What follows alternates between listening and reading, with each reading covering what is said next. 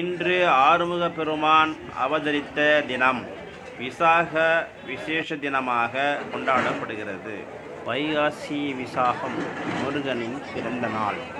வைகாசி மாதத்தில் வரும் விசாக நட்சத்திர நாள் முருகப்பெருமான் அவதரித்த நாளாக கொண்டாடப்படுகிறது. திருச்செந்தூரில் வைகாசி விசாகம் 10 நாள் கொண்டாடப்படுது. வைகாசி விசாகத்தன்று முருகனை தொழுதால் பகை விலகும், துன்பம் நீங்கும்.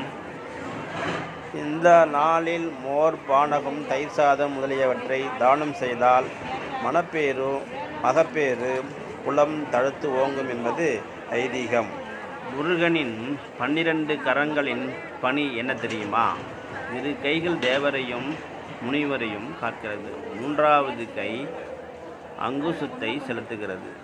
மற்றொரு கை ஆடை உடுத்தி தொடையில் இருக்கிறது. 5 மற்றும் 6வது கை வேலை சுழற்றுகின்றன.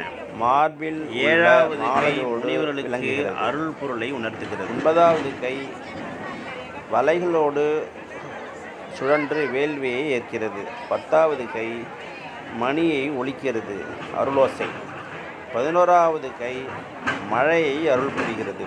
12வது கை மணமாலை சூட்டுகிறது.